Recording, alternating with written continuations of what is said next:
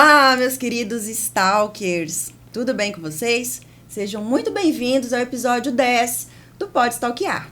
Se você aí gosta da pegada desse programa, gosta do tempero que esse podcast tem, eu te convido a se inscrever no nosso canal e a compartilhar essa transmissão para todo mundo. Episódio 10, diretor! Parece que foi outro dia que esse projeto nasceu. Episódio 10. Estamos com ela, a doutora, que eu queria trazer, já tinha um tempo. E a confusão de agenda dela com a minha, aquela loucura, hoje deu certo. Então, vou apresentá-la para vocês. Sua profissão, transformar vidas. Formada em medicina pela Faculdade de Ciências Médicas de Minas Gerais, doutora Isabel Camilo de Oliveira, mais conhecida como Bebel Camilo, se apaixonou pela arte de resgatar a autoestima das pessoas. Membro da Sociedade Brasileira de Cirurgia Plástica, Bebel atua em uma das maiores clínicas de cirurgia plástica do Brasil, a FVG. Casada com Rodrigo Grossi, também médico, Bebel se desdobra entre as cirurgias e a maternidade, ao lado da Babi, sua filha de 1 aninho. Como ela dá conta disso tudo, eu não sei não, mas a gente vai descobrir hoje. Seja muito bem-vindo ao Pode Stalkear, Bebel Camilo. Obrigada. É bem isso, não é? É bem isso sua vida, né? Maternidade, marido. É muito voltado para maternidade e trabalho, com certeza. Exatamente. Olha, eu quero saber de você, a primeira coisa. Por que medicina? Me conta. Como a medicina surgiu na sua vida? A medicina veio muito leve na minha vida, na verdade, porque eu venho de uma família de médicos, então acho que isso facilita, a gente espelha muito, né, no parente, no herói, ídolo, enfim, para escolher a nossa profissão. Então ela veio mais fácil nesse sentido para mim, por causa da família, mas na época de fazer vestibular eu não sabia o que eu queria, então eu já quis fazer arquitetura. Eu já quis ser presidente do Brasil, cantora, modelo, igual toda menina, né? Toda criança, enfim. E eu fico brincando, mas eu realmente já falei, eu vou ser presidente do Brasil e tal. Mas é claro que não é o objetivo. E aí daí eu acho até que veio a cirurgia plástica também. Porque uma das áreas mais fortes, assim, do que eu mais gostava de fazer, além, né, da medicina, é a parte de arquitetura e decoração. Que eu acho que tem muito a ver, né, com essa forma. Parte estética. Né, você mexe com forma mesmo, com aquilo que é visual e que eu acho que tem muito a ver dentro da cirurgia plástica. E dentro da sua família você tem 2 obstetras, né? 2 obstetras, que não tem nada a ver com a minha área. E era a área que eu sabia que eu não queria. Por quê? Eu olhava meu pai acordando de madrugada para ir fazer parto e eu falava assim, eu não quero nada que me faça ter que ficar acordando. Claro que eventualmente a gente tem, mas não é o comum da profissão. Um obstetra já é uma coisa bem comum. Então eu já entrei na medicina sabendo que eu não queria obstetrícia, que é a área do meu pai. E aí, para quem tá ouvindo a gente agora e sonha, né, em ser médica, principalmente cirurgiã plástica, como que funciona? Você precisa fazer a faculdade de medicina, e aí? Então, são 6 anos de faculdade. Depois que você forma, eu não sei mais agora como tá, logo que forma, que tinha umas coisas que eles estavam para colocar, de ser obrigatório um PSF, serviço comunitário, então isso eu não tenho certeza, tá? Mas aí depois você vai fazer a residência de cirurgia geral, que hoje são 3 anos, para depois fazer a de cirurgia plástica, que são mais 3 anos. Então, calma, são 2 faculdades. Meu Deus! São 2 faculdades. Na minha época eram 2 de cirurgia geral, então 1 ano a menos. E aí, terminou esses 6 anos de estudo, você já está apta a operar. Você já está apta a operar quando você acaba a cirurgia geral, né? Mas não uma cirurgia plástica. Então, o cirurgião geral, ele não pode fazer uma cirurgia plástica? Segundo o código lá da medicina, o médico pode fazer tudo que ele se sentir apto. Entendo. Mas eu não acredito que ele seja apto, um cirurgião geral, a fazer a plástica. E isso entendeu? existe? A gente vê muito? Não vê muito. Hoje não. Mas você vê em outras áreas, né? Tipo, só médicos que vão mexer na área de dermatologia, por exemplo. Entendeu? Entre outras áreas existem médicos generalistas que atuam em outras áreas que não são especialistas ainda. Entendi. E aí você, como residente, você participou de algumas cirurgias? Várias. Acompanhando, né? Ou operando não? junto. Ah, operando entendi. junto, auxiliando e operando. Dentro do bloco, na hora que você está executando a cirurgia, você faz sozinha como médica? Eu digo assim, uma médica e a equipe, ou não? São vários médicos fazendo aquela cirurgia hoje? Hoje eu atuo com equipe, Aham. tá? Então, assim, eu não gosto de operar sozinha. Por quê? Segurança do paciente, tá? Que eu acho que hoje é um dos meus focos principais, tá? Segurança do paciente vem em primeiro lugar, porque não adianta nada você ficar lindo, maravilhoso dentro de um caixão. Eu falo Nossa, isso Deus. em consultório. Até arrepiei. Mas é uma verdade, tá, gente? Porque muita gente vai pra cirurgia plástica achando que tá indo pro salão cortar cabelo, pintar as unhas. E não é uma realidade, é uma cirurgia em que existem riscos, tá? Então, para minimizar risco, operar com alguém que saiba o que você está fazendo e que faz semelhante. Então, vamos supor que eu resolvo passar mal no meio da sua cirurgia. Você tá lá fazendo uma abdominoplastia com a barriga aberta. E aí?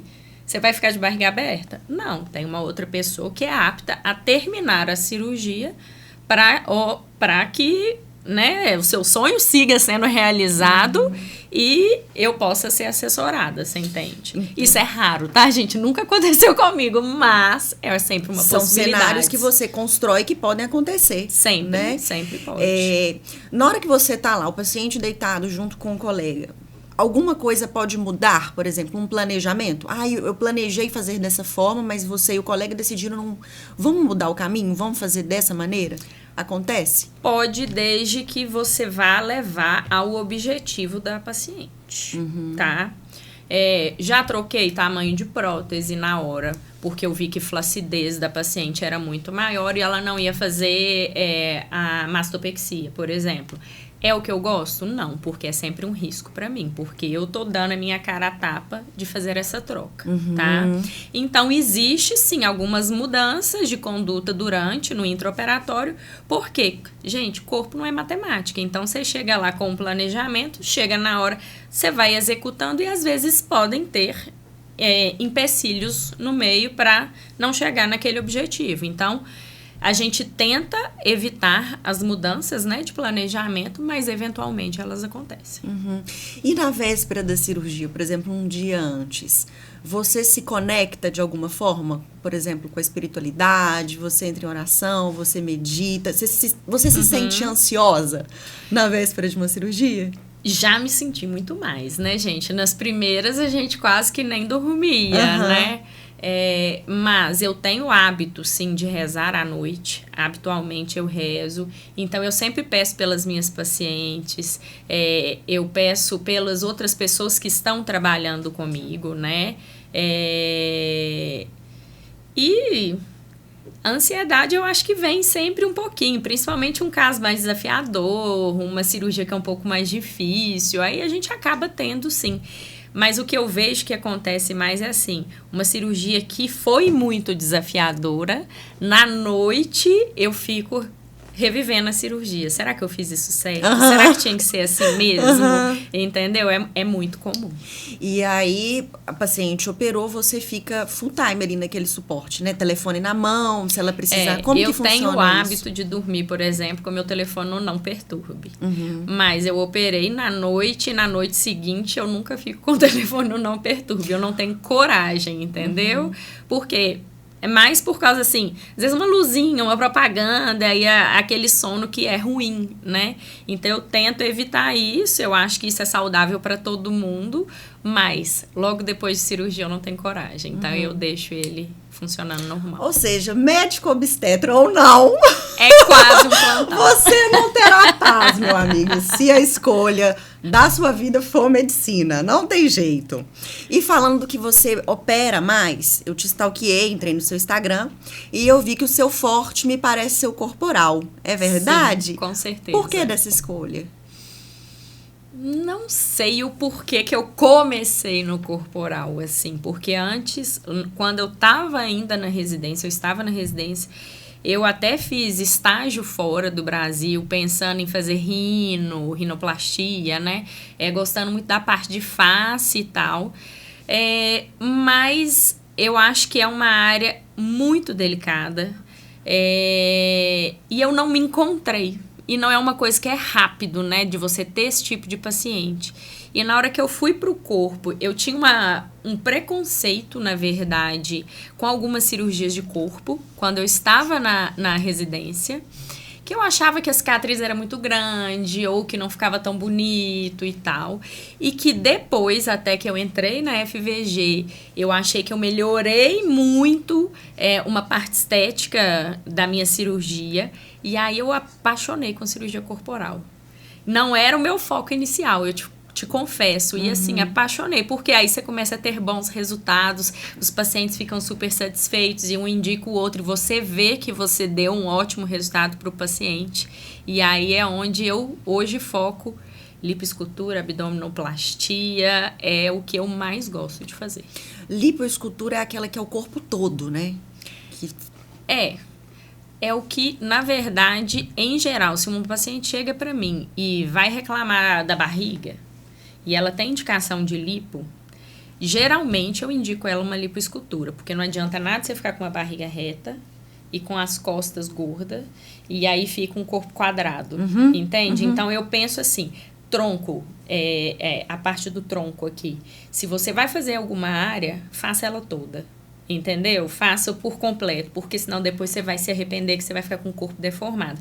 Então, a maioria das lipos, na minha opinião, deveriam ser lipoesculturas, tá? Porque você pensa no contexto, No né? contexto do todo. Eu tenho que pensar no seu corpo como um todo, entendeu? Não adianta você ficar sem o culote e o restante tá tudo feio, entendeu?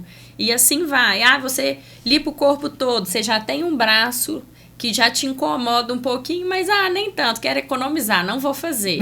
Aí depois fica com aquele braço que nunca mais comunica com o corpo. Aí você acaba fazendo num segundo tempo. Então, geralmente, eu pergunto, te incomoda? Eu acho que deveria fazer isso junto. Algumas coisas eu falo assim, não, se não te incomodar, não precisa fazer. Entende?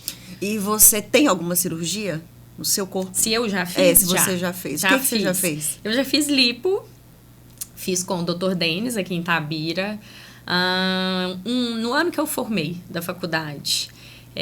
Eu tinha um culote muito grande e aí, assim, uma diferença enorme. Então, você tem a lipo no culote.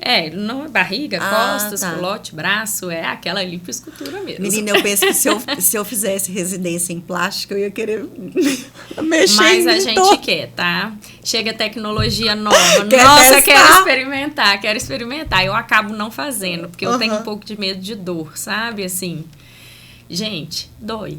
Não tem jeito, alguma coisa dói, você vai sentir dor, tem remédio para aquilo, mas não adianta, não é ir pro salão fazer unha, entende, Nossa, né? Essa frase, acho que o pessoal precisa escrever e pôr num quadro. Mas isso é para tudo, né? É pra gente fazer cosmiatria, você faz cosmiatria também, então, botox, preenchimento, escultura, enfim, o pessoal acha que procedimento que não tem risco nenhum e que pode fazer todo dia e que pode exagerar. Aí fica que tanto de Gretchen aí na rua. Exatamente. Me conta aqui o que você mais gosta de operar. Que você fala, ai, que delícia, é isso hoje. E o que você detesta, que você faz, mas que você não curte. O que eu mais gosto, lipoescultura com tecnologia. Hoje eu uso muito argoplasma, que é para retração de pele. Porque aí eu sei que eu dou um resultado muito legal para o paciente. E o paciente, assim, já sai inchado de lá, mas sai com outro estilo de corpo. Amo. A outra que eu gosto muito, prótese de mama. Pura. Que aí eu vou explicar a outra que eu faço, mas eu não amo. Que é a cirurgia mais procurada pelas mulheres. Mastopexia com prótese. Que aí tira a pele. Tira a pele e levanta a mama e coloca a prótese. Por quê? Primeiro, que eu tinha um chefe, gente, que ele falava assim, mulher tinha que ter uma mama só, assim, aqui no meio, assim, aquela bonitona pra você levar. E eu olhava aquilo, eu ria, né? Na residência não entendia tanto. Mas é uma verdade, porque as pacientes, elas querem ter uma mama idêntica à outra. E elas não têm. Então, já começa do pressuposto que elas nunca vão ser idênticas. No mínimo, uma cicatriz um pouquinho maior, né? Sempre a gente tem uma diferença de um lado do corpo para o outro. Um é mais largo, um outro é mais estreito, um mais comprido. Enfim, na hora que você começa a se reparar, você vai ver que uma areola é um pouquinho diferente da outra. E as pacientes não veem isso no pré-operatório. Eu mostro no meu consultório, mas elas não veem, entendeu? Elas passam a ver no pós, na hora que dá. Ai, essa cicatriz aqui tem 1 milímetro a mais do que a de cá. E assim vai. E a mama é uma cirurgia que no mercado ela é nivelada por baixo. Ou seja, ela é uma cirurgia em que você não pode cobrar muito, porque senão você sai dentro do padrão do mercado. E é uma cirurgia com potencial de complicação. De quê? Sofrimento de bico de peito, necrose de areola, ponto a abrir, entre outras coisas. Assimetria, prótese, não ficar igualzinho uma que a outra, uma mama com um pouquinho mais de tecido. Então, assim, é uma cirurgia que é delicada. E aí ela é cheia de mimimi. E aí é uma cirurgia que me dá uma certa preguicinha, mas eu faço com muita frequência. Ou seja, paga teoricamente Paga-se mal. pior. Uhum. E tem muita demanda, né? E a satisfação não é tão grande também. Entendi. Isso, a mastopexia com prótese. É. Agora, quando você não tem pele, só vai colocar a prótese. Aí é relativamente simples. É mais tranquila a cirurgia, menos risco de complicação. E a paciente sai muito mais satisfeita, porque você parte do pressuposto de uma paciente que quase não tem mama para uma paciente com uma mama grande, bonita, colinho marcado, que é o que elas querem. Como ter o colo bolinha Barbie? Aquela bolinha assim. Primeiro, você tem que ser muito magra. Porque é uma verdade. Pensa aqui, ó, uma prótese. Aí a prótese tá ali. O que faz você ver a bolinha? É a borda da prótese, tá? Tá próxima da pele. Então, se você tem um subcutâneo, ou seja, uma gordurinha aqui tampando, ela nunca vai ser bolinha Barbie, tá? Agora, não adianta achar que uma prótese de 180 ml, que é uma prótese pequena, tá? Vai te dar bolinha. Não vai. Entendeu? Então, tem que ser uma prótese maior também. Então, é a base da prótese ali em contato próximo com a pele, que é o que vai fazer a bolinha. Entendi. Vai fazer ela ficar mais marcada. Eu fui iludida. Eu tenho prótese. Prótese muito pequena não marca. Não adianta. Paciente muito gordinha não marca. Tá? Entendi. Então, não é todo mundo que vai ter o colo. Porque a gente vê o colo Mega da amiga marcado. assim e acha que o da gente vai ficar. Mas o da amiga às vezes tá de sutiã também, né? Ajudar na prótese. Então, tem que ver se é só com ou sem. Mas é super possível, tá? Com próteses moderadas. Você, por exemplo, que é magra. Você mencionou a respeito do argoplasma. Conta pra gente o que é isso. Então, o argoplasma é uma tecnologia que a gente usa associada à lipoescultura, tá? Ela é uma tecnologia de retração de pele. Então, um jato de plasma baseado no gás argônio, por isso argoplasma, tá? Um plasma, para quem não sabe, é um gás superaquecido em que ele vai fazer o quê? Como se fosse, entre aspas, uma queimadura interna ali para fazer a retração dos septos de colágeno que estão ligando ali o músculo até a pele, passando por todo o subcutâneo. Então, às vezes o septo retrai e dá uma colada nessa pele mais próximo, né, da musculatura. E faz um estímulo de produção de colágeno também, entre 6 meses a 1 ano de pós-operatório, tá? Esse aparelho específico, que é o argoplasma, ele é o jato de plasma associado à radiofrequência também, tá? Antes a gente trabalhava com o que chamava Body Tight, que era só de radiofrequência, mas a gente vê hoje a retração de pele maior nos jatos de plasma. Então, a gente consegue colar a pele com esse procedimento. Entre aspas, um pouco mais. Pacientes com pele de melhor qualidade respondem melhor a qualquer retração de pele, né? Por estímulo de aparelhos. Seja argoplasma, Body Tight, Morpheus, Ultera, né? Esses outros, muitos dermatologistas fazem também, né? Ultraformer e tal.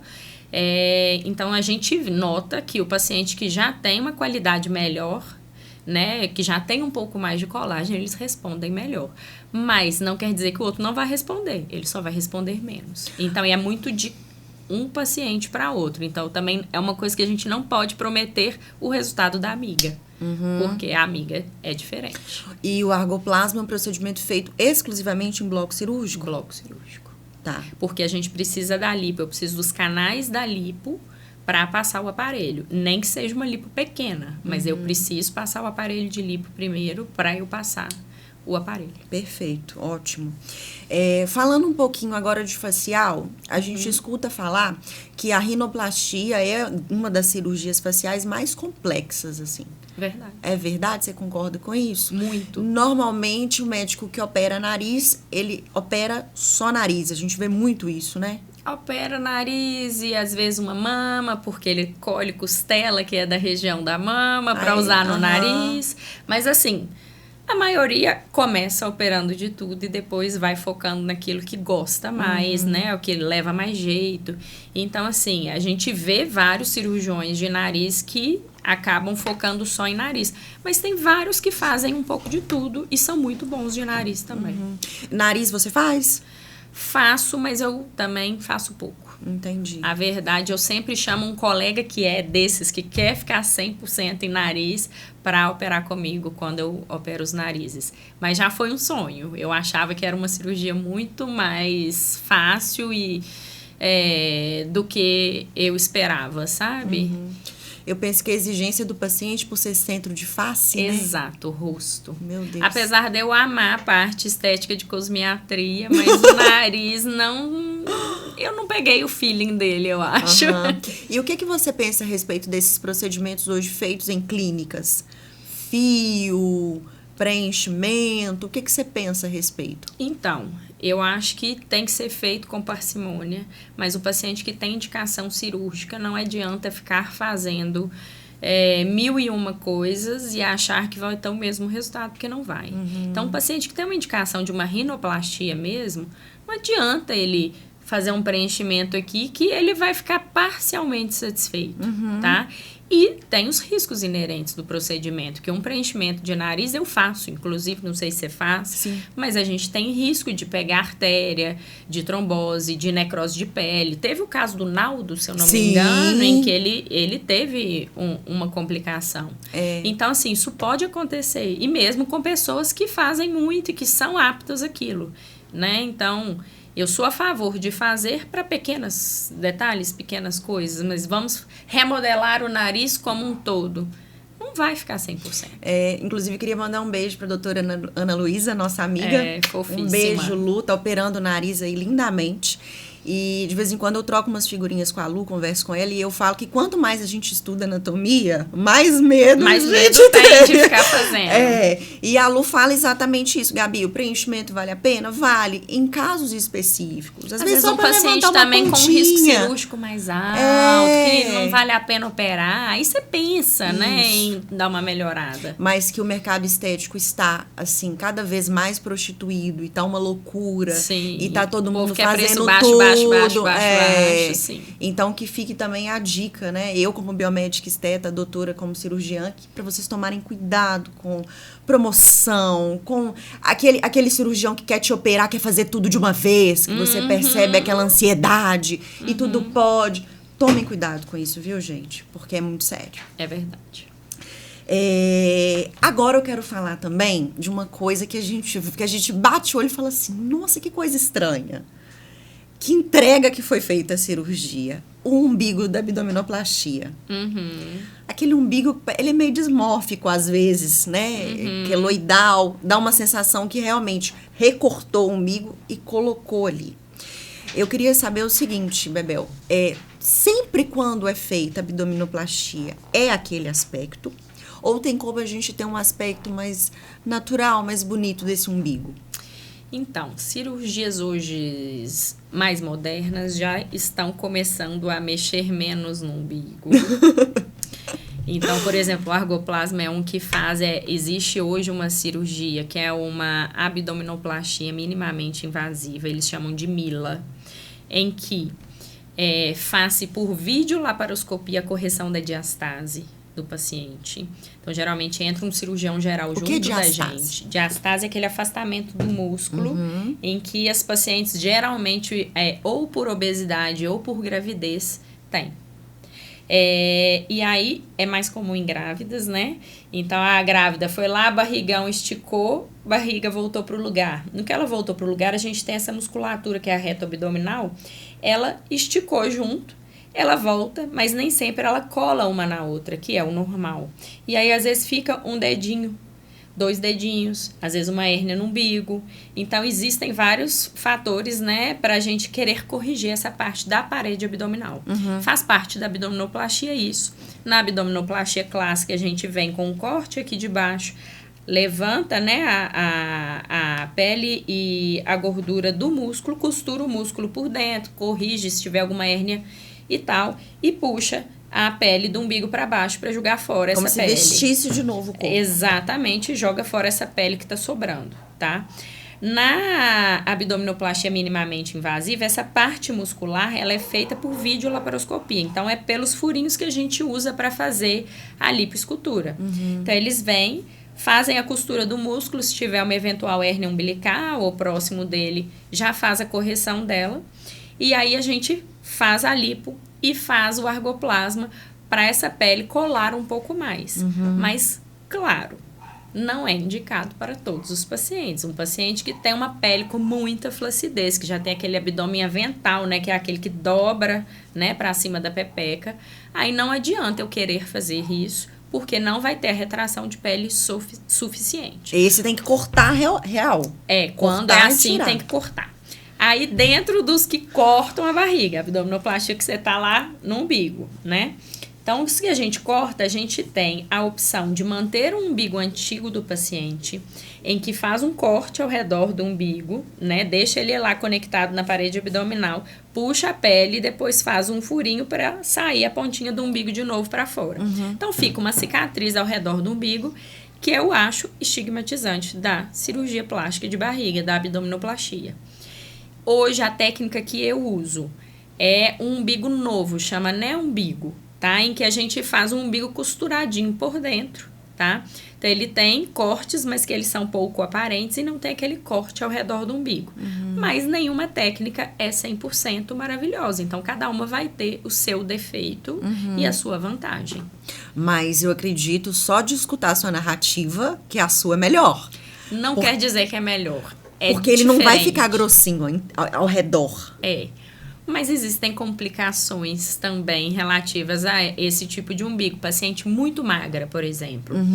É uma paciente que não tem o gordinho, então ela fica com o umbigo mais raso na hora que ela se deita, dessa forma que eu faço. Quando ela fica de pé, o umbigo tá fundinho. Mas quando ela se deita, pode ficar um pouco mais raso. Então, são coisas que uma técnica às vezes é melhor para uma coisa, outra é melhor para outra. Não existe 100%, gente. 100% é Deus que fez. Se a gente estragou, não tem jeito de ficar 100% Doutora mais. Camilo, ela opera muito bem, mas ela não é Deus. Exatamente. Pelo amor de Deus. E sou franca. Eu tô percebendo, menina. Imagina na consulta. Imagina. Eu agora quero pedir ao meu diretor, por favor, diretor, coloque na tela para mim uma barriga que a doutora não conhecia. Eu falei, gente, em qual mundo que a doutora vive? Que ela não... Ela falou assim, eu não sei. Que é a barriga da Virgínia. Que, de acordo com ela, apesar dela não ver a Virgínia assim muito no digital, é a barriga mais pedida nos consultórios atualmente. Me fale desse abdômen. Qual a sua opinião a respeito desse resultado? Eu acho um abdômen artificial, na minha opinião, tá? Me parece que foi feita uma lipo HD, talvez ela até tenha feito a mila, né, que é a costura por dentro, se ela tinha algum grau de diastase. Mas é uma barriga que, pra mim, é um pouco artificial. Mas é uma pessoa que malha muito, que é dançarina. Então, também tem o lado dela que ela tem uma musculatura melhor. Não sei se foi feita uma lipo HD, ultra HD, ela que é provável que ela tenha feito. Ela fala da lipo HD. Inclusive, depois que ela fez, todo mundo começou a tentar entender um pouco o que seria. O que é a lipo HD? Qual a diferença dela para convencional? Então, na HD, na verdade, hoje a mais moderna é a Ultra HD, que se fala. Já tem a Ultra. A Ultra HD é porque a gente usa o ultrassom para fazer o enxerto na musculatura, né, da paciente. Mas a HD, resumindo, é uma lipoescultura tradicional, entre aspas, em que você vai mostrar mais as definições musculares do paciente, tá? Então, algumas áreas você lipa um pouquinho mais do que outras e você pega da gordura do paciente e coloca para volumizar a musculatura. Então, no reto abdominal, que é o que a gente estava falando da diástase, você vai colocando gordura e aumenta o volume muscular. A gordura, gente, ela vai junto com células tronco. Então, calma, peraí. Quando a gente vê aquele músculo Mais hipertrofiado, aquilo é gordura? Pode ser a gordura injetada, mas é um músculo forte, geralmente, porque a gente faz isso em quem malha, tá? Então, é um músculo que já é forte, e aí por isso que eu tô falando que ela tem células tronco, e as células tronco, parcialmente, elas podem virar um pouquinho mais de fibras de musculatura, então ela pode realmente dar um pouquinho de hipertrofia. Coisas que estão sendo estudadas, então que eu não posso falar que é uma verdade, tá? Mas está sendo avaliado, os médicos que mais fazem isso no Brasil, que dão curso sobre isso, eles já falam de ver diferença de volumização em ressonância que faz do paciente depois, mas é muito complicado de se fazer estudos em relação a isso. Mas coloca-se um pouco da gordura, sim, em musculatura, que pode ser abdominal, em homem usa muito para bíceps, coxa, e assim vai. E por que o umbigo dela ficou assim? Já não era assim? Boa pergunta. Eis a questão, porque assim, ele me parece um umbigo com uma hérnia, provavelmente. Então pode ser que ele já era assim. E o ele plástico já tinha poderia corrigido ser isso, não? Mas não sei. Não sei te dizer. Poderia ter corrigido, ou pode ser que nem tenha uma hérnia, mas ser um umbigo já mais caroquentinho.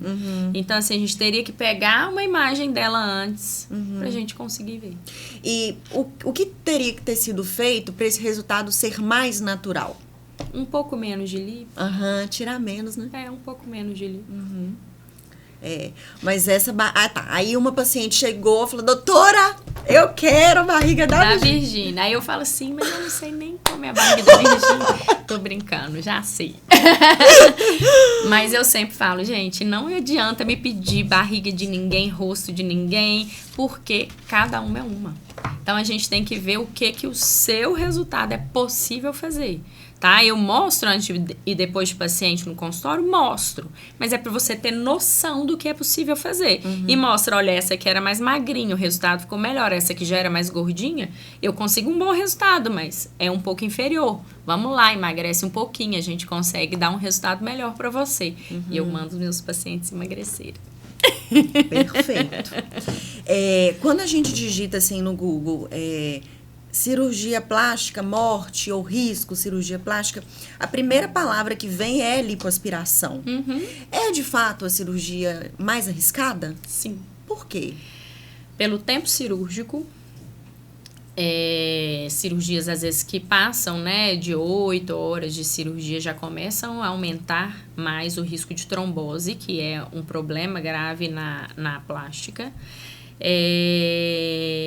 A mudança, às vezes, do paciente, ele começa de barriga para baixo, aí na hora que você vai virar ele de barriga para cima. Essas mudanças ao longo da cirurgia também podem predispor um pouco mais a trombose, se não feitas corretamente. E a própria enxertia de gordura, tá?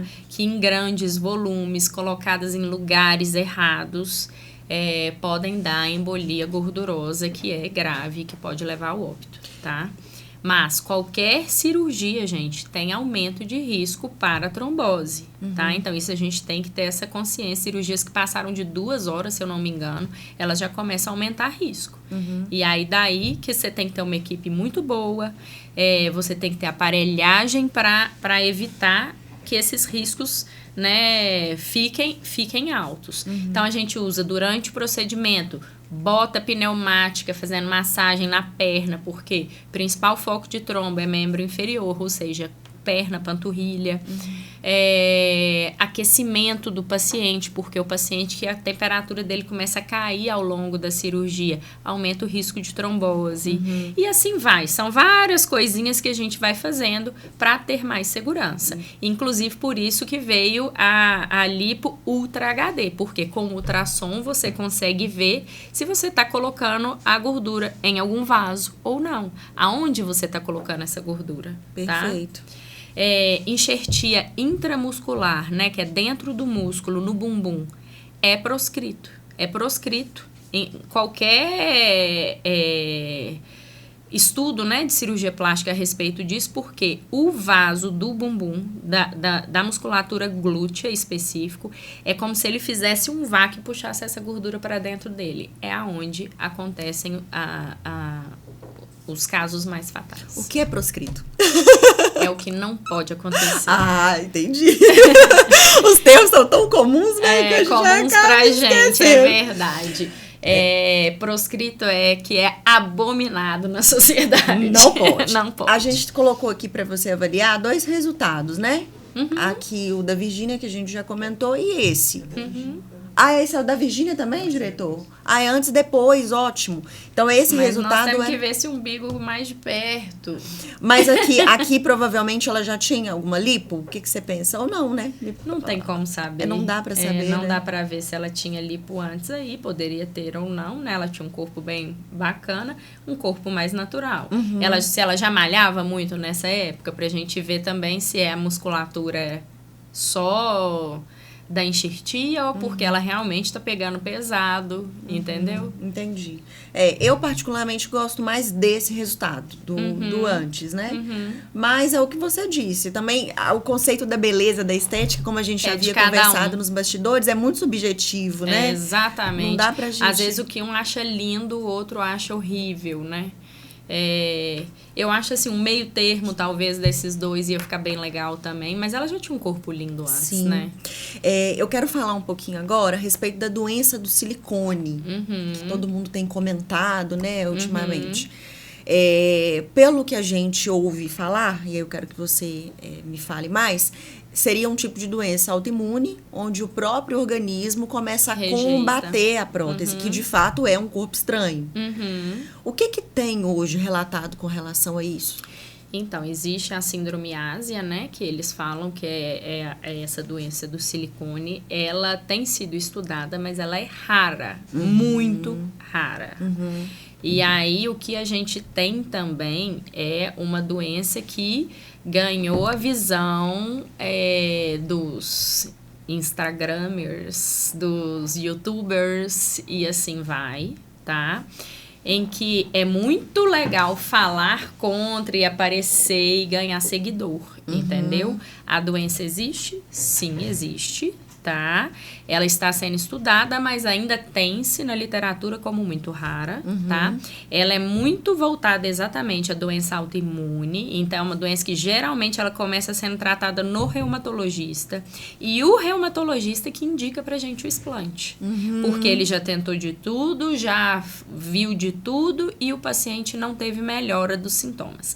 E são sintomas, gente, na hora que você vai pegar lá para ler, são sintomas assim que podem ter em inúmeras doenças. É muito... Parece assim um poliqueixoso, um paciente que reclama de tudo, sabe? E que às vezes pode ser também. Então, por isso se confunde um pouco, eu acho, a doença real com aquilo que é midiático, sabe? Ai, meu cabelo tá caindo, meu cabelo tá caindo. Mas não pode ser o estresse do seu trabalho, não. O que era a outra que eu esqueci? A dor de cabeça. Porque a dor de cabeça não melhora. Mas às vezes já tinha enxaqueca antes de ter o silicone, entendeu? Então, na hora que você vai a fundo pesquisar, muitas pacientes não têm essa indicação real, tá? Mas é uma doença que existe, sim. Então, todo paciente que vá colocar uma prótese de mama, ele tem que estar ciente que isso pode acontecer. Você já fez alguma cirurgia de desplante? Já. Pelo diagnóstico da doença? Já. Sim. Já indicado por reumatologista, sim, e pode vir também porque o paciente quer, se ele quer, ele tendo ciência, né, que o resultado estético, ele é inferior, com certeza, porque a gente geralmente, o que faz? Eu quase não tinha mama. Coloquei minha prótese. Aí agora eu quero tirar minha prótese. Só que agora vai sobrar pele. Então, a gente precisa de o quê? Tirar a pele para levantar a mama, tá? Alguns raros casos não precisa de tirar a pele, mas a maioria precisa. É porque esticou, né? Exato. E aí, geralmente, a gente faz uma lipo e enxertia de gordura na mama para volumizar um pouco mais. E aí, não ficar tão vazio, porque senão fica um ovo frito. Entendi. E a respeito de prótese de silicone e amamentação, que existe esse mito, né? Ai, não dá pra... Vai atrapalhar? Nada. Se for prótese de silicone puramente dita, igual a gente falou, aquela que entra aqui debaixo do sulco, colocou a prótese só sem tirar pele, não altera absolutamente nada a amamentação. E para quem ainda não teve filho, também é discutido, né? Ai, eu ainda não fui mãe, será que é o momento de fazer uma cirurgia plástica, prótese, abdômen? O que você pensa? Depende da sua pretensão do filho, tá? Eu vou ter filho daqui a 10 anos. E você tá sofrendo fica com gostosa aquilo. antes. Vai arrumar primeiro seu namorado, marido, pra depois você pensar se você vai ter filho e se tiver, se vai atrapalhar alguma coisa, tá? Agora, não, eu tô casada e aí eu tô pensando em ter filho daqui 1 ano ou 2. Eu ponho essa paciente pra pensar. Ponho mesmo, sabe? Assim, eu falo com elas no consultório, não, pra mim seria ótimo eu ganhar na sua primeira cirurgia, aí você vai lá, você tem um filho, vai incomodar alguma coisa depois, nem sempre, tá, gente? Tem gente que volta ótimo, mas assim, pode incomodar alguma coisa depois, aí eu ganho na segunda cirurgia. Só que assim, não adianta, paciente insatisfeita, eu vou fazer isso pra quê? Eu sou médica. Eu não sou uma comercial, né? Uma vendedora, não é isso. Então, eu ponho a paciente para pensar. O que eu acho que é o que faz mais pensar, assim, que é o mais complexo, são as mamas gigantes para reduzir. Tá? A mamoplastia redutora em paciente, às vezes, com 14, 16, 18 anos. Em que ela vai sofrer muito mais de ter uma mama muito grande, que ela não consegue fazer atividade física, ela tem vergonha das roupas, que ela quase que não quer nem sair de casa. Tem umas que ficam de moletom o dia inteiro. Tá? Tem muito impacto social, né, bebê? Muito, muito. E para atividade física, para tudo. Aí começa a engordar, e aí não consegue fazer, porque tudo que pula, a mama pula junto, enfim. Essa cirurgia, eu não discuto muito para fazer. Eu oriento muitos pais em relação a isso, porque geralmente são pacientes menores ou acabaram de fazer 18 anos, então os pais estão bancando, né? Mas falo com a paciente, olha, existe a possibilidade de você não conseguir amamentar. Do mesmo jeito que existe a possibilidade de quem nunca operou também não conseguir amamentar, tá? Mas no seu caso é um pouco maior, por causa da cirurgia, que a gente muda a posição do bico do peito e tal. Então, existe isso, a gente tem que discutir, né, com os pacientes. Eu acho que cada caso é um. Mas o que a gente tem que pensar, o quanto está te incomodando e em quanto tempo é essa programação. E a mama volta a crescer numa menina muito nova? Pode, principalmente se ela engordar. Entendi. Né? A mama, ela é parcialmente gordura, né? Ela é glândula e gordura. E com o envelhecer, ela se transforma mais em gordura. Por quê? O processo da glândula da mama, quando você vai amamentando, ela é uma das glândulas que ela vai diminuindo de tamanho. Então, por isso que muitas pacientes falam assim, a minha mama diminuiu, ficou murcha depois que eu amamentei. Agora, existem várias outras que falam, eu amamentei, minha mama aumentou de tamanho e desde então ela está enorme.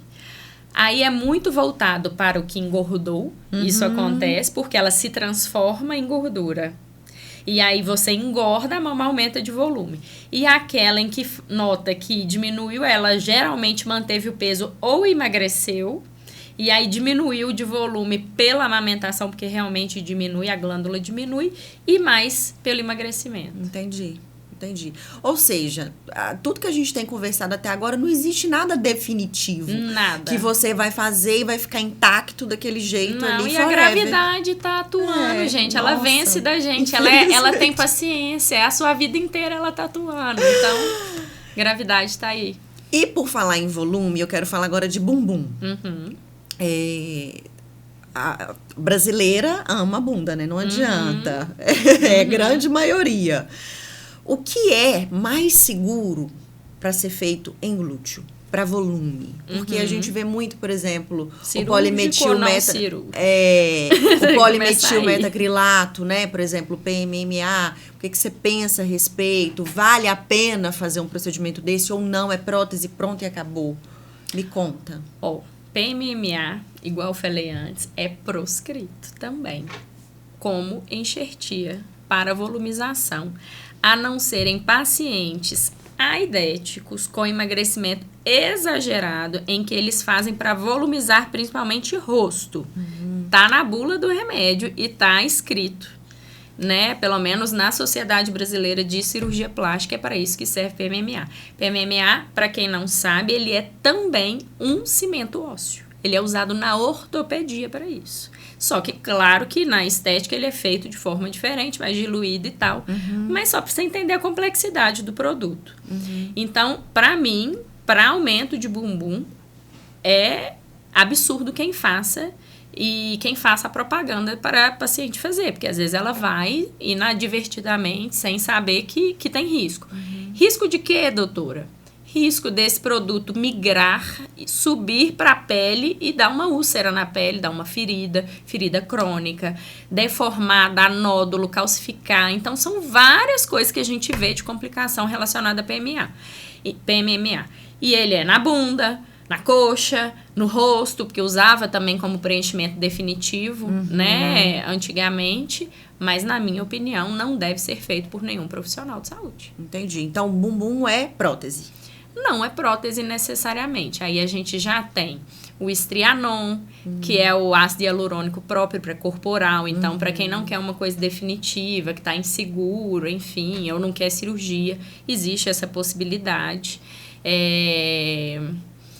Existe a gordura, a lipoenxertia. Então, você vai fazer uma lipoescultura e põe no bumbum, põe no quadril para dar aquela arredondada, para aumentar o volume. Depende da qualidade da sua gordura e do quanto seu bumbum aguenta ali para receber. Mas diz que acaba, absorve, é verdade? Em torno de 30% absorve nos primeiros 6 meses. O que ficou, ficou. Ah, é? Você engorda, ela engorda com você. Você emagrece, ela emagrece com você. Igual qualquer outra gordura do seu corpo, tá? Em torno de 30% é uma perda média que se tem. Então, mas a gente... então põe 30% a mais, porque aí eu vou perder e vou ficar no volume que eu quero. Não pode. Porque pode pegar 100%. Igual pode perder 100%, tá? Igual eu falei, corpo não é matemática. Então, a gente tem essa possibilidade e tem a possibilidade da prótese de glúteo. Entendi. Tá? Então, são algumas. Respondido. Paciente, 41 anos, 2 filhos, aí divorciou do marido, quer ficar gostosa. E aí chega lá no consultório e quer fazer tudo, assim, peito, bunda, abdômen, flancos e tal. Quanto custa isso, doutora? Vou te falar que eu não sei de verdade. Graças a Deus. Hoje eu tenho uma pessoa que faz esse financeiro e que passa os orçamentos para o paciente. Então, pega a parte do hospital, pega a parte do anestesista, a parte da equipe médica e tudo. Aparelho, né? Se precisar de aparelho específico, tipo um argoplasma. E aí ela que passa o custo. Mas, falar barato? Não é barato, porque é uma coisa relativamente definitiva. Aquilo que você faz não tem como desfazer depois, né? Então, eu vou te dar uma cicatriz, eu não tenho como tirar essa cicatriz mais, entendeu? Então, assim, não é uma cirurgia barata, é uma cirurgia longa. Então, o que eu falei, ela vai margeando aí as 8 horas de cirurgia. Então, a gente vai trabalhando no limite quando a gente está pensando em corporal, tá? Mama já é uma cirurgia que é um pouquinho mais rápida, mas eu não gosto das duas juntas. Por quê? Tempo cirúrgico, risco, recuperação, áreas mexidas, entre outras coisas. Então, assim, eu prezo, gente, é uma verdade, pela segurança do paciente. Então, eu prefiro perder uma paciente que quer fazer tudo junto, de uma vezada só, do que, às vezes, dar um mau resultado, porque eu vou ter que correr em alguma coisa, fazer alguma coisa pior. Sabe, assim, não vou limpar só as costas, então que a gente faz a barriga e a mama. Aí você fica quadrada, aí você volta. Doutora, mas aqui ficou assim. Porque vocês não entendem o que é a cirurgia, eu entendo como vai ser o pós, entende? Então, enfim, preço não consigo falar. O pessoal pergunta muito isso em Instagram. Eu sempre mando. Eu preciso fazer uma consulta, eu preciso de ver. Carro SUV pra ficar gostando. Dependendo do que for fazer, vai ser Vende o carro, minha filha. Vende o carro, fica a pé. Toda linda. Mas não dá também. Eu entendo muito isso. Até porque cada um é assim. É tempo. O anestesista trabalha com tempo, o hospital trabalha com tempo. Até o meu valor também tem a ver com o tempo. E aí, como funciona? Se eu quero fazer uma cirurgia com você, eu quero ter acesso a esses valores. Então, o primeiro passo é marcar uma consulta. Aí a gente vai avaliar e ver o que você tem de indicação, o que você quer primeiro, do que você tem indicação e o que vai ser o melhor pro seu caso. E se vai ser em uma etapa, se vai ser em 2, em 3, em 4. Tem paciente que precisa de várias etapas cirúrgicas. São muitas áreas que querem mexer. Diretor, por favor, coloca na tela aí o contato da doutora Clínica Bebel. Quality. Isso. Que aí, se você quer saber a respeito desses valores, entre em contato com ela. E é sonho, né, Bebel? É você se organizar, se programar para isso. Sim. E não necessariamente também precisa fazer tudo de uma vez, né? Por exemplo... Não são cirurgias urgentes. E uma coisa que eu aprendi muito é uma verdade. Você compra casa e carro no mesmo dia? Não. Só se você ganhar na Mega Sena. Ninguém compra casa e carro no mesmo dia. Você compra um...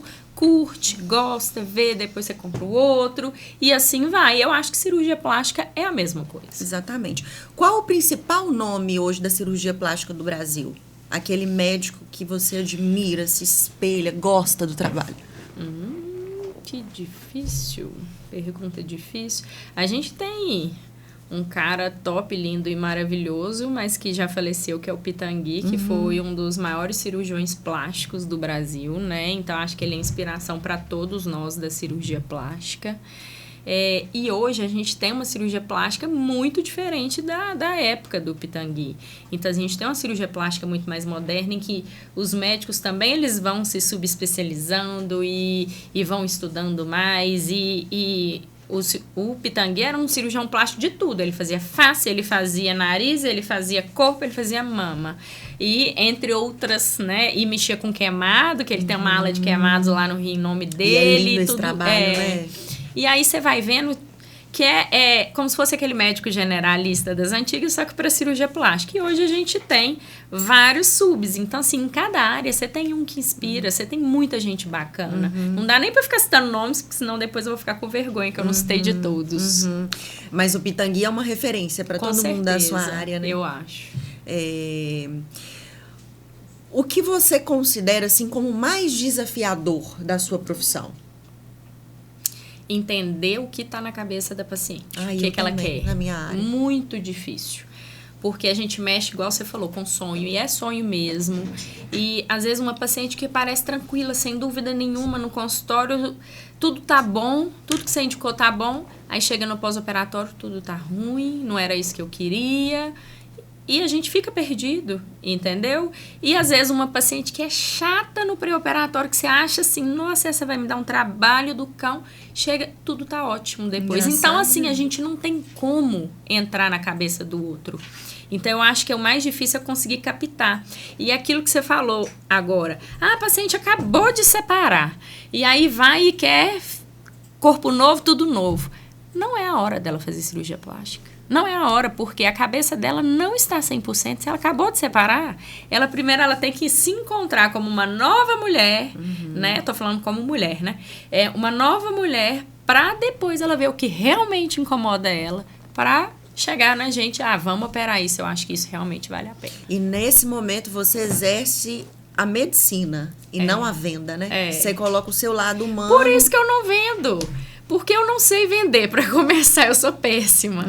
E eu acho assim, eu tô ali como médica para te indicar o tratamento. Agora, se você quer negociar o tratamento, baratear o tratamento, não é comigo, entendeu? Tem coisa que eu falo com a minha financeira, olha, isso dá para fazer. Não, isso não dá. Infelizmente, é melhor ela não operar se for para fazer dessa forma, entendeu? Perfeito. Eu notei em você o tempo todo na entrevista muita sinceridade. De dar o papo mesmo. E se quiser desistir, ok. É porque tinha que desistir. Você sempre seguiu essa linha no seu trabalho? Desde quando você começou? Eu sempre fui uma pessoa muito franca. Não só sincera, que é uma coisa que eu acho que eu trabalho até em mim. A franqueza. Porque é diferente você ser sincero, isso é mais delicado, né? O Franco fala muito e eu acho que eu falo muito. Então, uma coisa que eu trabalho em mim é a paciência e a fala diminuir um pouco. E eu acho que o paciente ele não tem que operar enganado, tá? Isso na minha área. Então, assim, eu não me lembro de eu tentar enganar paciente ou tentar esconder alguma coisa de paciente na minha carreira ao longo da vida, não. Nem no início, muito menos no início. Porque eu acho que no início, o Felipe, o Vilaça, quando eu entrei para a equipe, ele virou e falou assim, Bebel, você preparava os pacientes para vir operar comigo. Porque eu falava de tudo que tinha de complicação, de tudo de ruim. Aí o paciente saía de lá apavorado e não queria operar. Hoje eu falo, sou franca, se me perguntar, explico, mas também não falo só da coisa ruim. Eu falo que vai ficar legal, que vai ficar bom, que tá bem indicado e tudo. Entendi. E mesmo você tendo todo esse cuidado, né, a sua conduta e tudo mais, já aconteceu de uma paciente falar assim, não gostei? Com certeza. E aí, como é que você contorna só não isso? tem isso quem não opera. Entendeu? Você tá mexendo com pessoa. Pessoa é uma pessoa complexa, né? Somos complexos.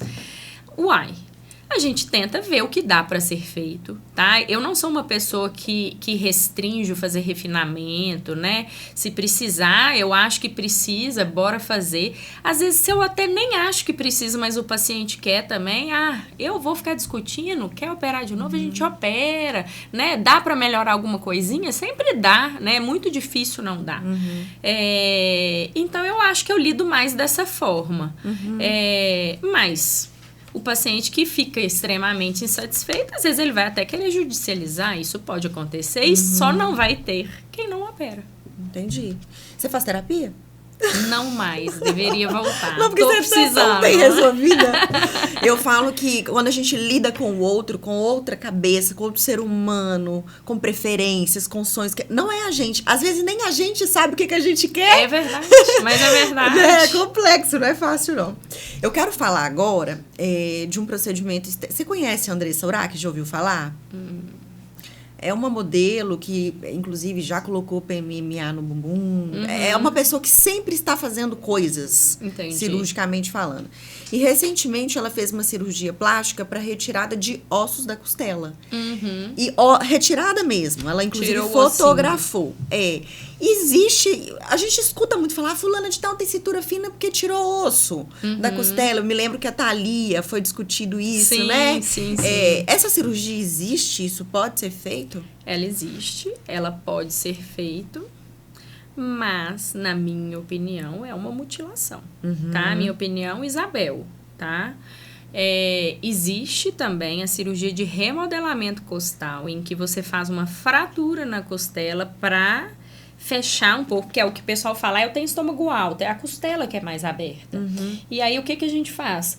Pontos de fratura em que você fecha um pouco essas costelas, são as costelas flutuantes, são as costelas mais de baixo aqui, tá? Já é um procedimento em que existe risco, tá? Você retirar ainda essa costela que foi fraturada, né? Porque aí eles fazem a fratura total e tiram. Aí você aumenta o risco de complicação do paciente. Eu acho que é desnecessário, tá? Hoje você tem um procedimento mais moderno em que você só reposiciona aquela costela ali. E é o suficiente, na minha opinião. E o pós-operatório deve ser dolorido, mas eu acho que não é uma coisa exagerada com as medicações que existem hoje, não. Usa uma cinta que segura bem. E fica bonito? Fica a cintura fininha. Fininha.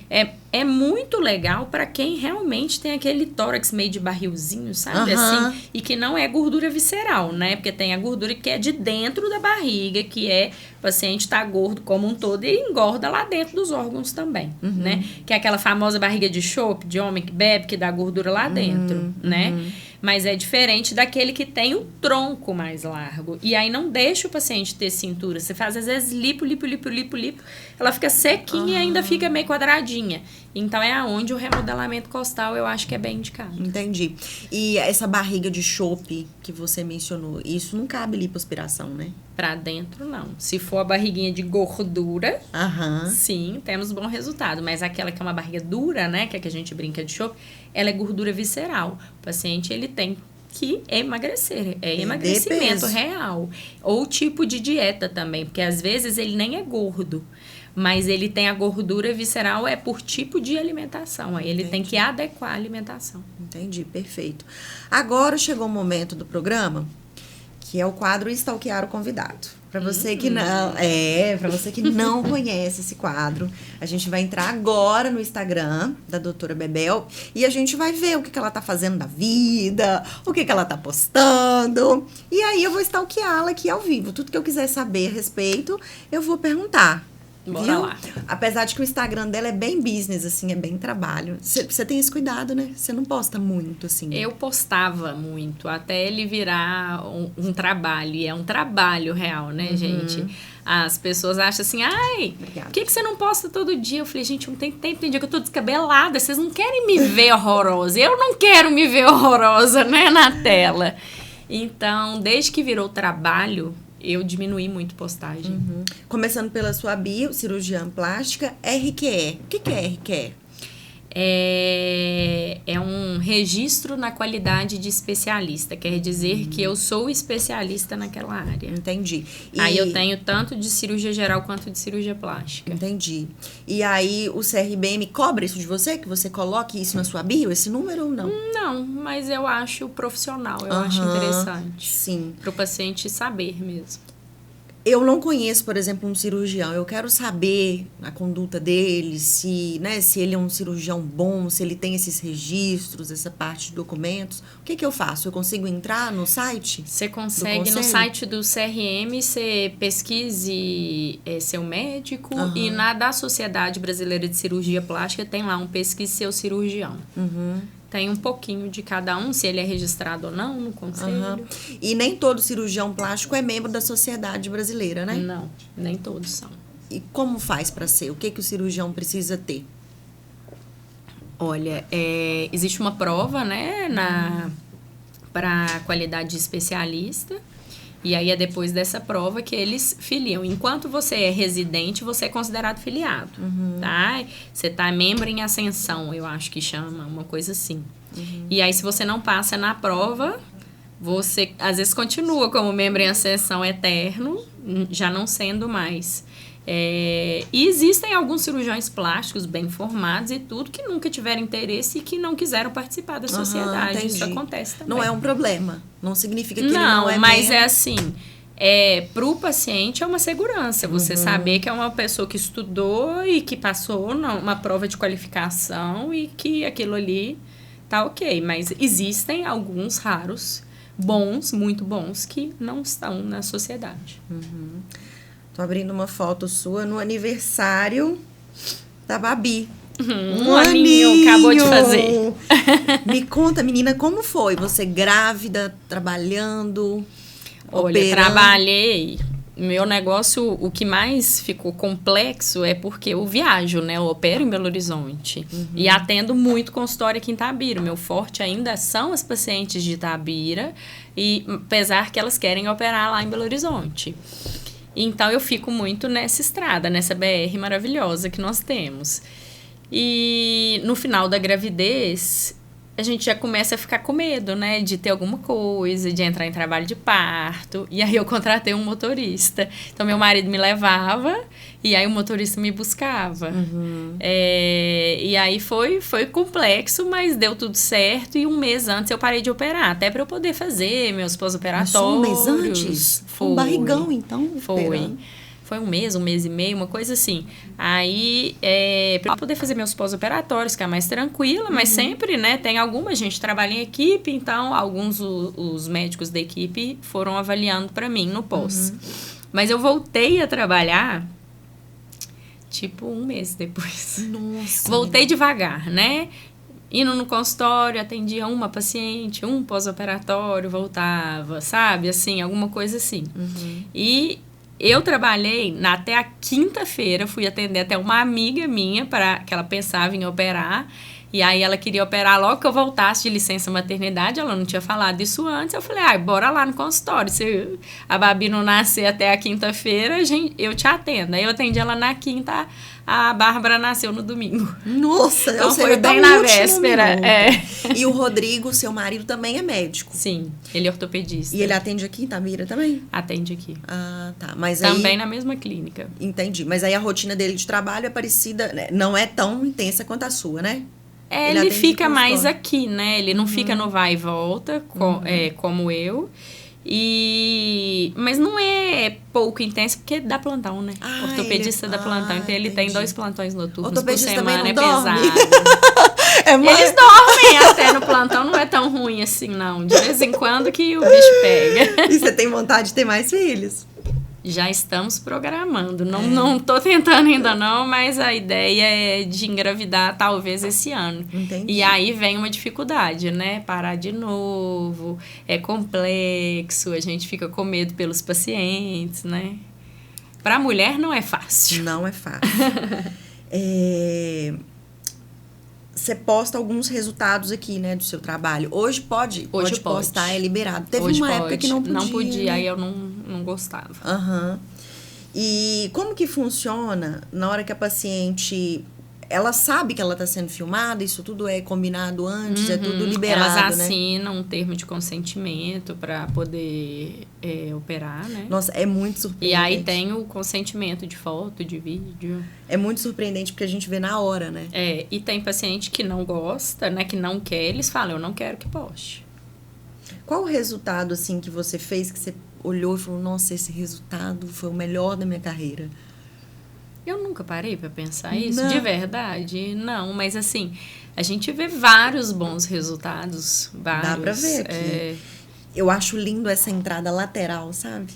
Então, você gosta da moderada definição. Né? Eu acho perfeito. Fica Na hora bonito. que você coloca a roupa Dá uma assim, de academia, entradinha de lado levinha, aqui, que parece que você é fitness até falar que chega.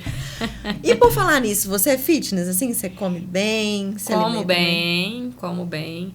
Melhorei a alimentação durante a gravidez. Eu tive uma suspeita de diabetes gestacional, que não se efetivou, mas aí eu fiz acompanhamento nutricional e aí alimentei super bem. Eu acho que venho trazendo essa dieta melhor.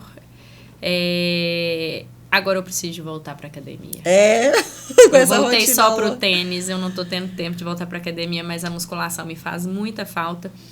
Pra força de tronco mesmo, né? Eu fico muito tempo em cirurgia, muito tempo em pé. Carrega menino, carrega mala, carrega bolsa. Então, assim, faz diferença no meu dia a dia. Eu sinto falta. Porque chegou um presente pra você aqui. Delicioso. Por favor, diretor. Ai, já vi que é nada fitness! Mas um pouquinho pode! Obrigada. O pessoal da Copenhagen mandou te entregar.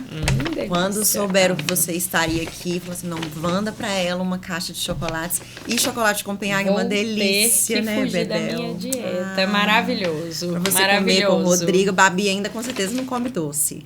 Mas o Rodrigo... Babi ainda não. Pois é. Obrigada, gente. E eu queria deixar aqui a dica pra você que ainda não comprou presente de Páscoa pra passar lá na Copenhagen. Tem um monte de ovo delicioso. Tem um ovo de pistache lá, que eu tô surtada nele.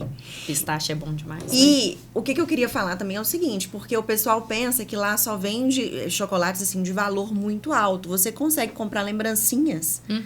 Pra quem tem muito afiliado, né? Tem um monte de lembrancinha lá que sai super em conta. Copenhagen, um chocolate requintado, delicioso. Porque chocolate com parafina não mais, viu, gente? Pelo amor de Deus. Já que você vai gastar a sua caloria, que sejam muito bom. Eu falo isso, você acredita? Eu acho que se a gente escolhe, já que vai comer... Come um ótimo, eu também sou dessas.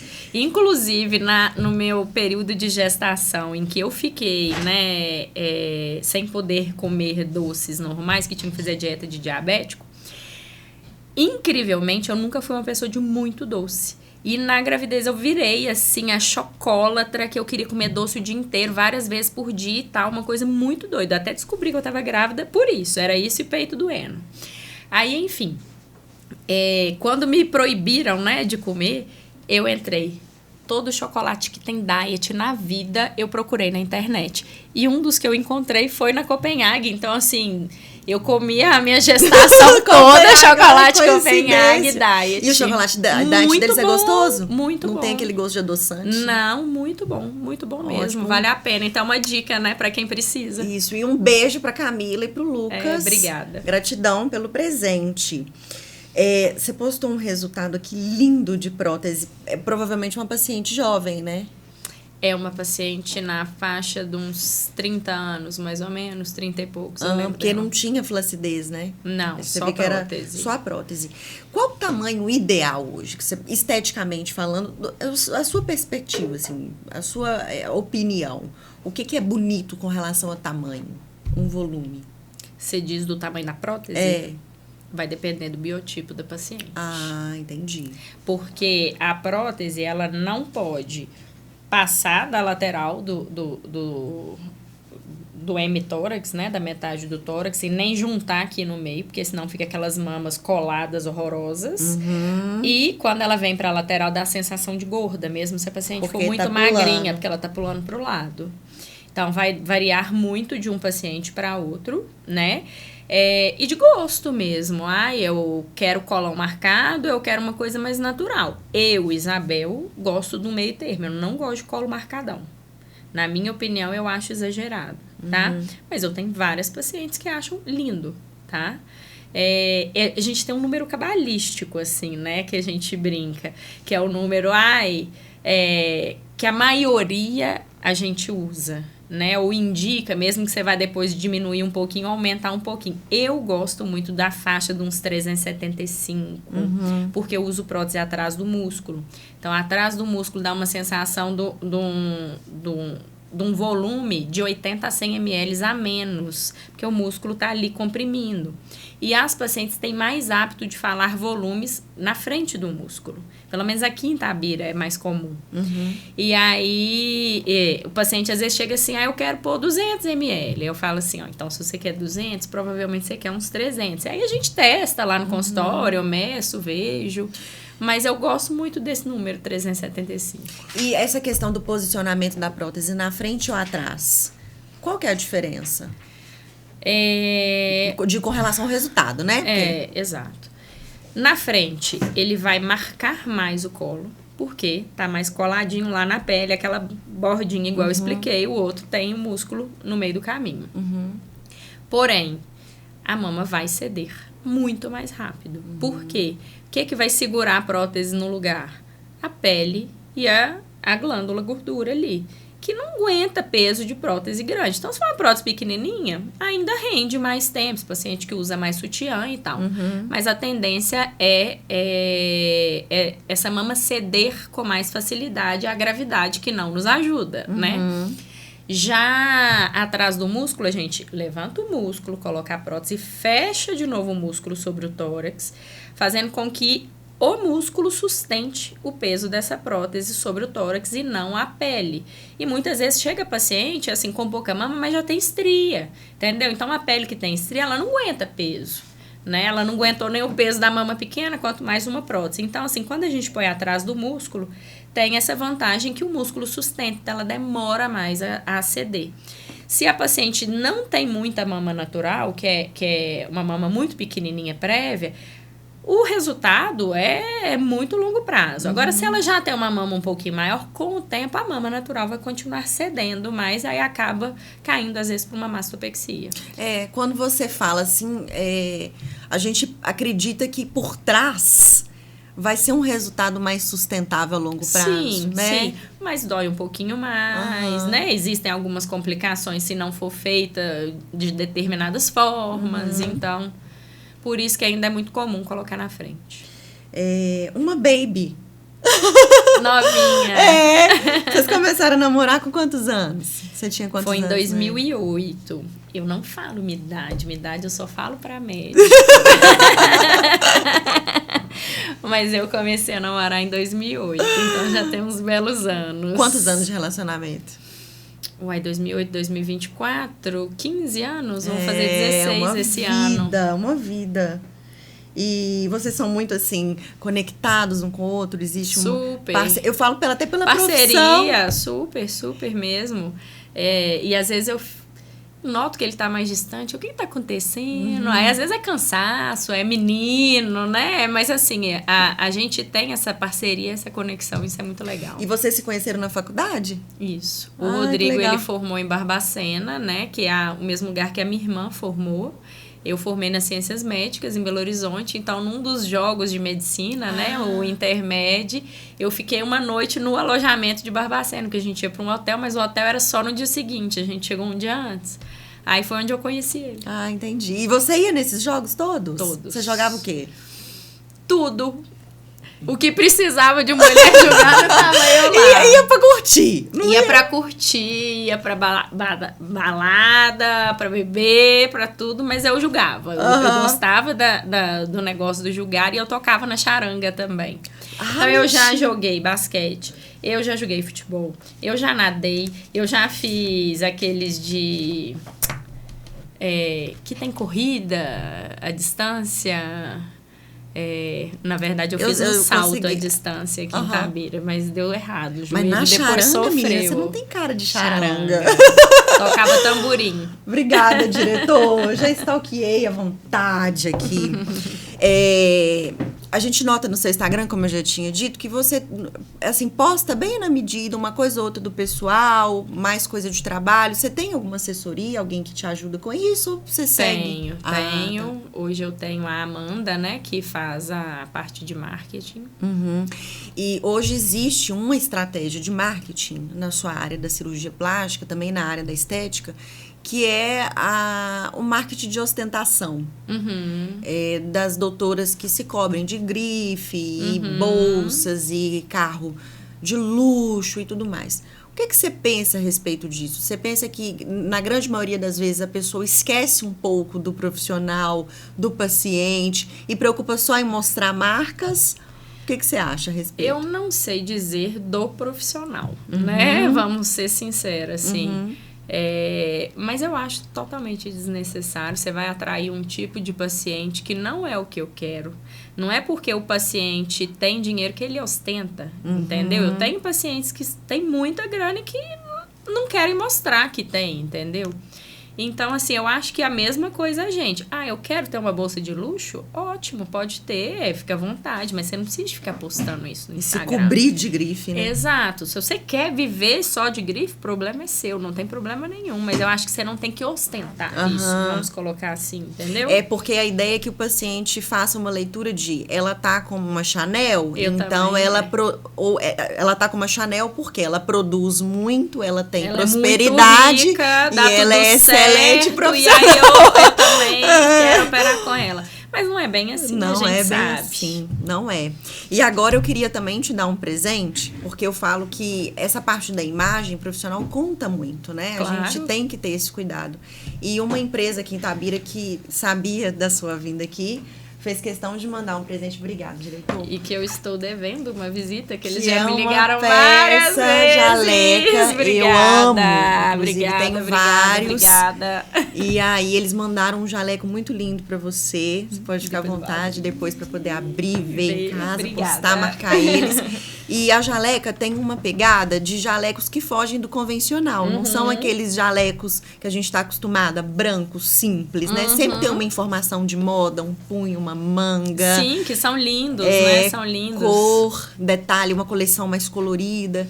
Eu passo em frente ao consultório, passo na porta, vejo e falo, gente, eu tenho que vir aqui, eu tô precisando de uns jalecos novos, tô precisando de um scrub, e nunca paro, gente, é falta de tempo. E você pode operar com scrub de... Desde que seja lavado no hospital. Ah, entendi. Então você pode operar com scrub jaleca, por exemplo, não tem problema. Poderia, e eu tenho que só colocar, né, meu nome, o nome do hospital, para não ter erro na lavanderia, sendo lavado lá, posso. Ótimo. Então eu queria mandar um beijo pra Samantha, que é a CEO da Jaleca Itabira. E se você, que é universitário, está estudando agora, precisa de um jaleco para as aulas práticas, ou um profissional de saúde, biomédico, dentista, médico, dá uma passadinha na Jaleca. Por favor, diretor, coloque aqui o contato da Jaleca. Para quem quiser, tiver interesse em conhecer um pouquinho mais a respeito da marca, entre em contato. Também para vestir equipe, secretária. Sim, legal. E fica uma equipe corporativa bem vestida, com estilo Jaleca. Um beijo para Samantha. Obrigada demais. E agora estamos chegando próximo ao fim. Eu tô amando. Quanto tempo de transmissão, diretor? 1h18. Ótimo. Nem senti passando. Passou rápido, né? É. E agora a gente vai pro quadro Responda Direct.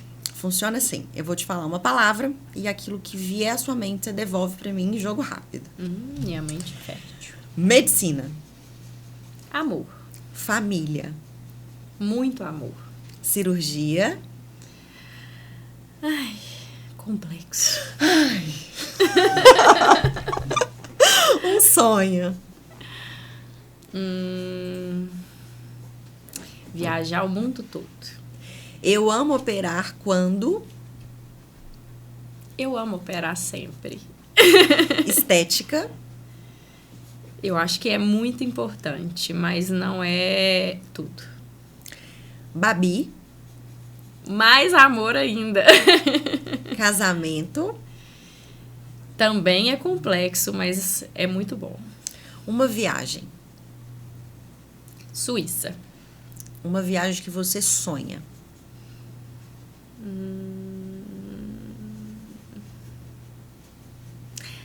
Eu sonho em voltar no Canadá e fazer... alugar, tipo, motorhome e fazer, sabe? Pegar um pouco dos Estados Unidos e do Canadá, pegar os parques e fazer isso em família. Eu sinto medo quando... Eu sinto medo quando tem muitas mudanças na minha vida. Eu fico insegura no tempo. Lipoescultura ou lipo ultra HD? Difícil essa, mas eu acho que eu ainda caio mais pra lipoescultura. Mastopexia, ela já falou isso antes, mas mastopexia ou prótese? Só prótese. Bebel Camilo por Bebel Camilo. Como assim? Não entendi. Você, uma palavra que define você. Verdadeira. Com certeza, eu tenho certeza disso. Bebel, eu queria te agradecer, amei. Eu também gostei muito do convite, obrigada. Adorei. E a gente aprendeu muito com você aqui hoje, você pode ter certeza. Porque você mostrou o outro lado, né? Você tirou a roupagem realmente da cirurgia plástica. Mostrou que tem o lado incrível da melhora da autoestima, da melhora da autoconfiança, a realização do sonho. Mas que existem, sim, os desafios e as complicações e as insatisfações. Com certeza. Isso. Então, você mostrou o outro lado. Eu acho que isso conta e importa muito. Obrigada, amei muito. E agora é o seu momento, pode deixar o seu agradecimento, deixar suas redes sociais, os beijos da Xuxa. Então, agradecer a vocês, né, a toda essa equipe aqui, pelo convite. Eu até fiquei surpresa quando eu recebi o convite, veio através de uma amiga, uma prima, na verdade, né, que é sua paciente, e deu tudo certo. E agradecer a todos que me deram os presentes, a Jaleca, né, a Copenhague. Vou aproveitar super os 2 presentes. E quem quiser me seguir, eu tô no Instagram, meu Instagram é Doutora Isabel Camilo. Eu tenho Facebook que eu uso menos, tá? Mas Isabel Camilo também. E o consultório hoje eu atendo aqui em Itabira, na Clínica Quality.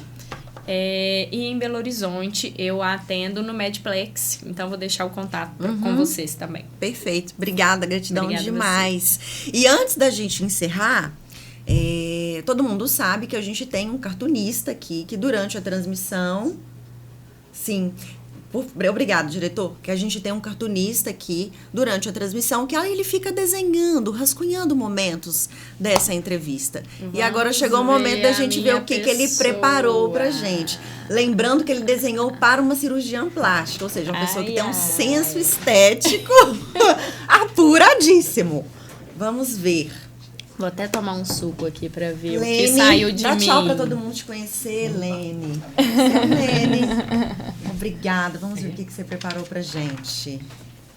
Olha, é o que você falou várias vezes aqui. Operar é igual a não ir no salão e fazer Isso unha. mesmo. É um fato. Mostra pra todo mundo, Bebel, por favor. Aí. É um fato. Isso aí tinha que ser colocado num quadro. Ah, te stalkeei, claro. Me stalkeou. Ele fez a gente muito linda hoje. Normalmente não é assim. Nossa, que lindo. Olha que lindo esse. Não faço cirurgias, eu realizo sonhos. Ele me stalkeou também. Tem isso lá no meu Instagram. Lindo demais. Adorei. Obrigada. E agora eu queria fazer o agradecimento final dos patrocinadores que ajudam o projeto Pode Stalkear a acontecer com essa grandiosidade toda. Eu queria agradecer a Iagos Boutique, responsável pelo meu look.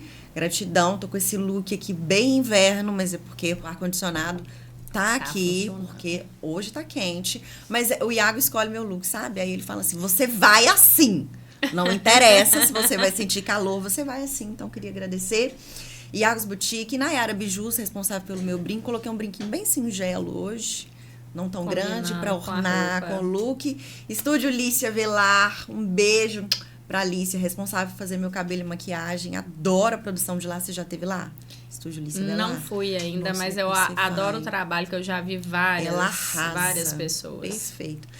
Hospital Animal, se você que tem pet, precisar de uma assistência, um plantão também, viu? O veterinário também sofre, porque ele também tá lá no plantão. Se você precisar de uma assistência 24 horas do seu pet, Hospital Animal, eles ficam lá full time para atender o seu pet. Copenhague Itabira, que foi responsável por mandar o presente para convidada, o doce, o chocolate maravilhoso Copenhague. Se você ainda não sabe o que comprar de presente de Páscoa, Copenhague. E a Jaleco Itabira, que mandou um jaleco lindo para a doutora Bebel Camilo, para ela usar no consultório dela, para usar nos atendimentos, e isso é importante. Com certeza. Né? Um beijo para todos. Obrigada, vocês. gente. Gratidão demais, eu amei. E você sabia, Bebel, que o Pode Stalkear é o podcast que revoluciona? Sabe por quê? Porque aquilo que todo mundo quer saber, mas não tem coragem de perguntar, eu pergunto. Deixa comigo. Fechou. Um beijo. Até mais. Tchau. Tchau.